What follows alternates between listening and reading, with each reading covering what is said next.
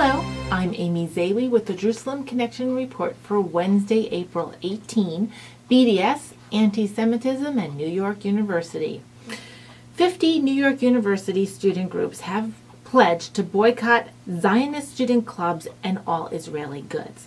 This according to an article posted in the Algemeiner newspaper on April 11th by a Ms. Shiri Moshe.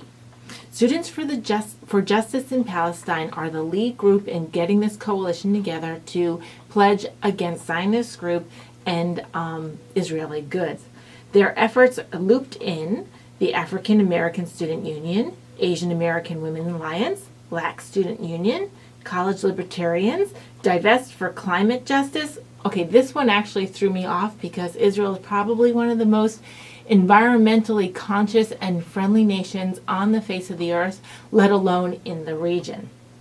Also included in this group is the Jewish Voice for Peace and the Muslim Students Association, among others. These groups are committed to, quote, boycotting Israeli goods and goods manufactured in the occupied territories. This includes, of course, Eastern Jerusalem, the West Bank, and the Golan Heights, according to their definition of the occupied territories. The coalition also agreed not to sponsor or co-sponsor any events at NYU with any other pro-Israel group, including and singled out Realize Israel and Torch PAC. They also decided not to pledge to boycott any Zionist groups' off-campus activities, including groups such as Anti-Defamation League and other Israeli academic institutions and state-sponsored conferences were similarly blacklisted in the pledge.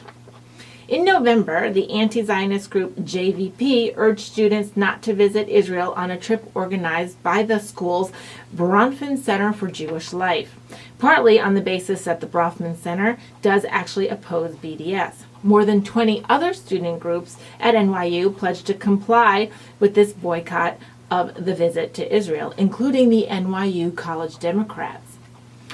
Months earlier, the student activist groups published a 50-page guide called NYU's Disorientation Guide. This equated Zionism with racism and called on NYU to end its study abroad program in Tel Aviv University. Realize Israel and Torch PAC President Rebecca Stern each have noted publicly that they are saddened and disheartened by being singled out in this pledge and noted their disappointment. These two groups work tirelessly on campus to promote truth and events and support their community, along with invitations for open dialogue and honest debate. Ms. Stern noted, our community is strong. Every year we co-sponsor a rave in the park with Realize Israel and other groups on campus. Through this, we show support for our community and that we are not alone on campus.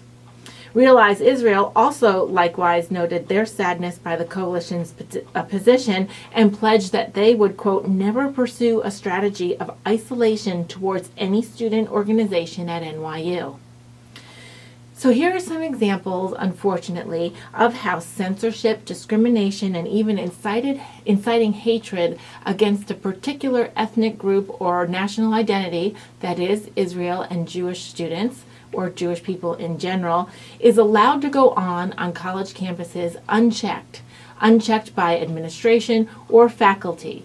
If these kinds of isolation tactics were used against any other ethnic group or national identity, they would be, rightfully so, called out in social media, publicly humiliated in the mainstream press, as well as perhaps receive punishment from the institution itself. But no, if it's a student group or Israel that is the target, these types of actions seem to go unchallenged by any authority figure, and it is up to student groups to stand together and support Jewish students, Israel as a nation, and each other as they support the cause. I do feel very badly for the Jewish students on the campus of NYU. You know, New York City is highly populated with Jewish people, many of whom support Israel, as well as Christians who support Israel. I would love to see some of the local Israel supporters in the area do something to support the Jewish students and the groups that support Israel on NYU's campus. This might include writing letters or making telephone calls or sending emails to different administration officials, or perhaps the Jewish organizations, to offer them support, both in prayer and in solidarity. Perhaps the local people in that New York City area can volunteer any kind of time, even a little bit of money, to support these groups that are already working to change the perception of Israel on their campus and to keep the Jewish population of students feeling safe and included in the community.